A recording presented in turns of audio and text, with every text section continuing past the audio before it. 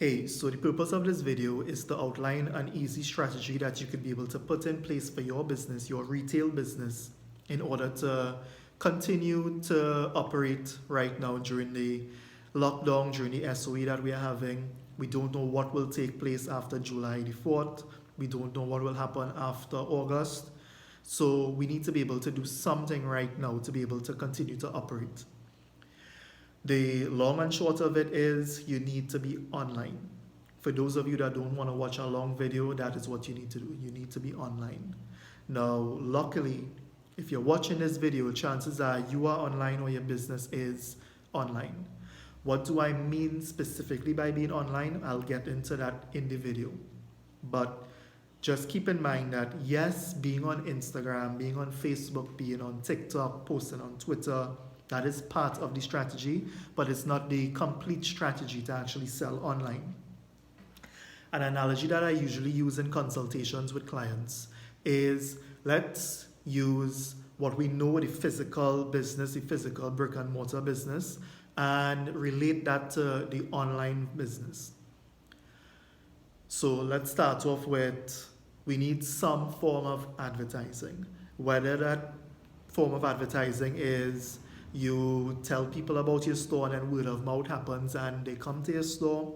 Maybe you are using the mall used to use the mall as a way to advertise, meaning the mall would have done whatever they had to do and draw customers into it, and they would then find your store and buy from you.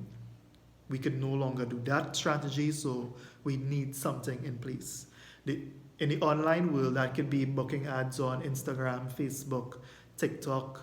It could be paying for Twitter ads. It could be paying for Google ads. But some way, it could even be telling your existing customer, could send them a WhatsApp, send them a text that, hey, we are now online. So that way they know that you exist. That is the most important part of this whole being online, is letting people know that you exist. Being online doesn't magically bring customers to you. There are things like SEO that could draw in some customers, but we still need to put in some work, because if everybody else is doing the SEO and everybody else is just waiting, you need to do something to bring them into your store. So that's your first step. Secondly, let's look at, some of you all may have been doing this in your physical store, which is you put a window display out there. Let's think about Francis Fashions. They do a pretty good job at their window displays. They have mannequins that show the mannequin actually playing football in the full football kit. You would see some of them, I think I saw one doing yoga already in the full yoga kit. So they actually show you the clothing that they're selling in action, showing you that this is what it could be used for, and then potentially enticing you to come and buy it. Same thing could be done on your social media. Now, your social media is that window to your store. It is not your store. It is not your cash register. You cannot actually sell on your social media. Maybe you're using DMs to sell, but the actual post is not the ideal place to sell. Use that as your window display. So if you're selling jewelry, you may want to put the jewelry on a model. You're selling clothing, put it on a model. Even if you can't afford models for now, flat lay it and make it look pretty, so that way it is something attractive enough that people will see it and want to buy it. If you're using video and TikTok as a strategy, if you're on those platforms, you would have been seeing models modeling the bikinis. You are seeing people actually using the electronic items, showing that this is what it can be used for, and enticing customers. Use that to your advantage. Now, what's next? Use your captions. Now correct me if I'm wrong, but each one of these social media platforms, they all have captions. Use the caption, tell the customer how to buy it. You may even want to tell them the price. You may want to tell them what it is, what is the name of the item. Put it out there so that the customer knows what is next. Don't just post something and assume your customer is going to know. They are not going to know. I've seen many times that I'm seeing so many different things in that picture where I'm thinking, okay, so maybe the item on sale is XYZ when really and truly it wasn't even that on sale. It was just them putting something out there because they wanted something to post. Your message asking about XYZ and that's not for sale. So without going on a whole long rant about what you're doing wrong with that, just know that it is your window display. What is next? You want them to actually enter the store. For some of you all, you can literally stop here right now because your call to action is DM me for the rest of the information and we'll take it from there. But for those of you all that want to take it a step further now and really automate the process and carry your business forward, let me continue the rest of the strategy. So how do you organize the merchandise now? You may have 10 different items, 20 different items. Let's use clothing as an example. I'm going to stand up real quick and show you something. So, okay, you know what? This is as far as I can reach. We have outerwear, we have top, we have bottoms. Potentially, I may have had on socks and shoes. If you sell the full thing, let's use the same Francis Fashion example. You sell all of this. You sell gym wear. If your customer is looking for only socks, how do they find the socks? We need to categorize the socks. We can't just throw the socks in there. Is it workout socks? Are you selling work socks? Are you selling some random type of socks? What about the outerwear? Are you selling hoodies? So there's a hoodie. Are you selling jackets in terms of tops, t-shirts, shirts? I mean, you name it. Then there are also accessories. Are you selling, I don't know, a necklace? Are you selling some sort of bracelet? Are you selling rings? They all need to be categorized because in your physical store, you may have had a sales clerk who was there to ask, hey, do you need some help? Then the customer would then say, yeah, well, I'm looking for a pair of socks, and you carry them to the sock section. Or maybe you have socks hiding somewhere. We all know about those variety stores on Charlotte Street where you have to ask a question or you're going to have to look and hunt to find what you're looking for. We don't want that on our online store because the customer will leave. We need to make it easier for your customer. Dumb it down for them. Make it real easy. In the website, you have your menus. You may want to put men, women, children on your menus. You may want to, on your homepage, put the different categories there. So at any step somebody goes into that website, they can easily see it, find what they're looking for, add it to cart. Now that we reach the add to cart, in your physical store, you would have had a cash register. The customer knows, take the item from here, carry it to the cash register, or your sales clerk will take it from here, carry it to the cash register. Your customer then, at that point, pull out a card, they may pull out cash. However they do the transaction, they would have had some way to do the transaction. Your website needs to have those things. I'm realizing this video might be a little long, so bear with me, but you need to have those things. Next is, in the physical store, after we done cash for the goods, we hand it to the customer, maybe in a bag, maybe in a box, maybe whatever it is. We give it to the customer, transaction is done. On the online world, we need to actually complete the transaction with some form of delivery. We need to get it into the customer's hands. Now, I want to break down each of those things into different steps so you are able to understand how to implement each and every one of them. So let's start off with proper branding, because everybody, every Tom, Dick, and Harry and their mangy dog, they're selling t-shirts, they're selling hoodies, everybody sells everything. I personally don't give a damn that the print on your t-shirt is so unique and so patented that people have to buy yours. No, they're not. They're going to buy another t-shirt. What is going to separate your white t-shirt from another white t-shirt?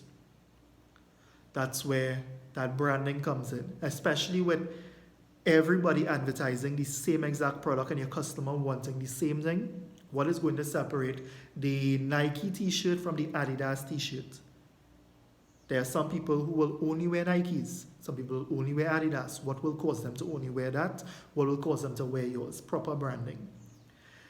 In your advertising, we want to make sure that the product stands out, that the company stands out, that something about it stands out, because newsflash is somebody's not going to purchase the very first time they see an ad. They may purchase the second or third time.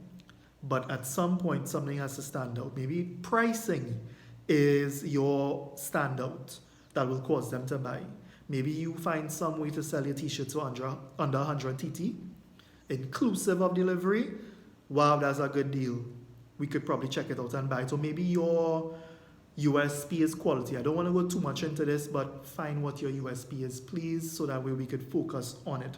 What's going to stand out. So then we can actually create the advertisement to draw in the customers. Who is your correct customer? Who's your right customer? Who's the best customer? I've heard too many business owners say, but anybody can buy my product, because we could even break down the Payloud Media products, services. Anybody can have a website. A student can have a website. A dog can have a website. Your granny can have a website. Everybody should have a website. Why not, right? But our target market is small to medium, micro to small to some medium-sized businesses. We don't do business with large businesses. Maybe we could, but we focus on our primary customer, which is the micro enterprise. We do some small business. We do only a handful of medium. But even those medium-sized businesses, they still consider themselves small. We know who our target market is. You need to know who your target is. So that way we can be even more specific on the ads that we are running. We need to be specific. We need to know where the customer is located. We need to know their gender. We need to know their hobbies. We need to know their age. We need to know what other brands they follow. We need to know what they're looking for. So that way you could even target and tailor your own products to their needs.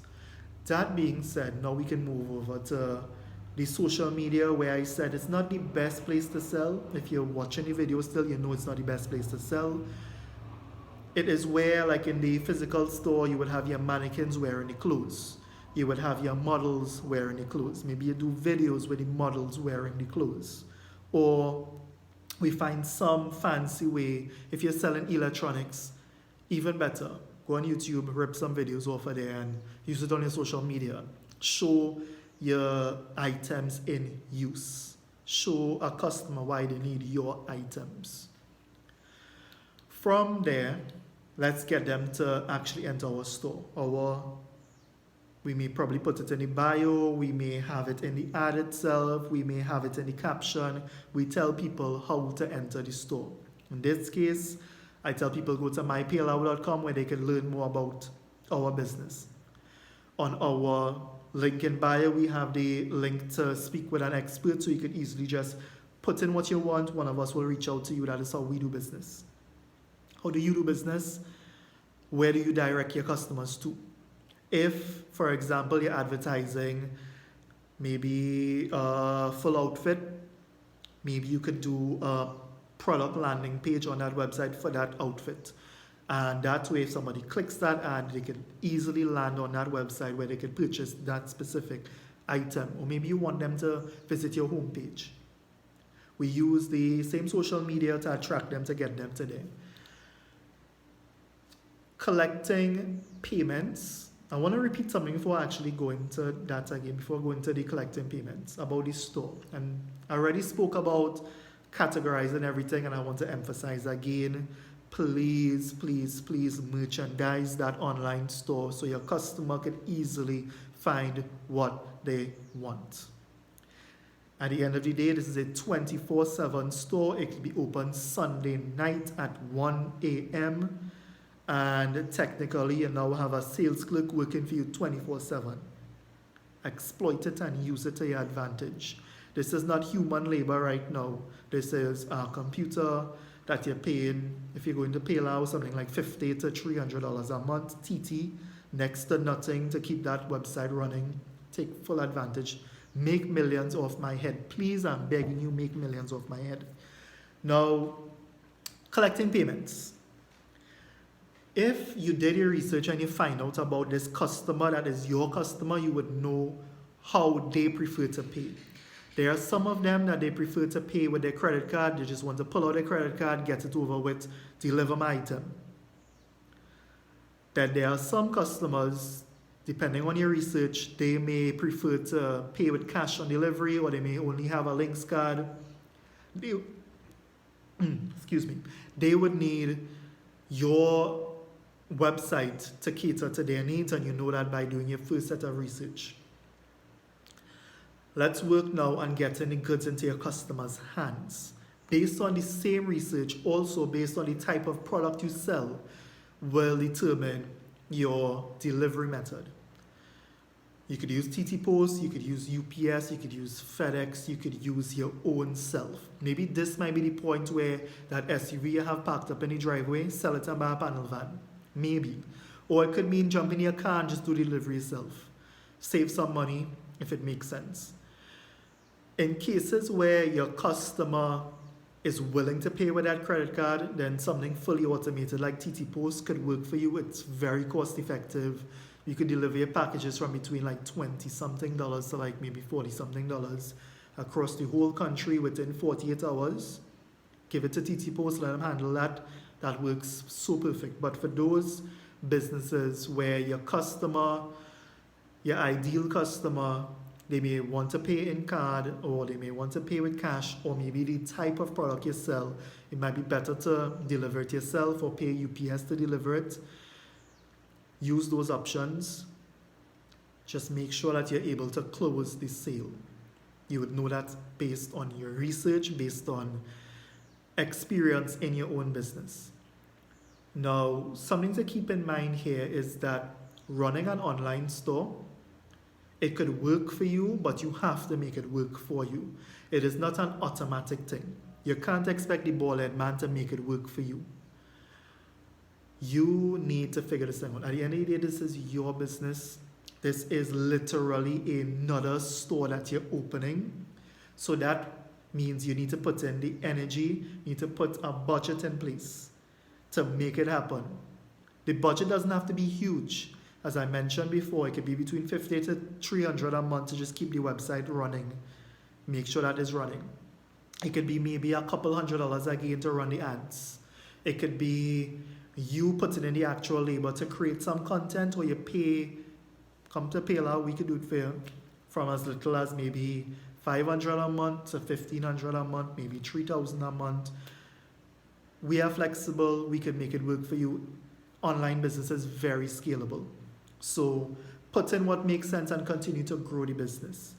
It can mean at first, if you watched my previous set of videos, it could mean that you are putting in the sweat equity right now to make this business work for you. Or you use, maybe you have employees right now who you may have had to tell them, hey, we don't know what's happening right now, we'll help you with the salary grant.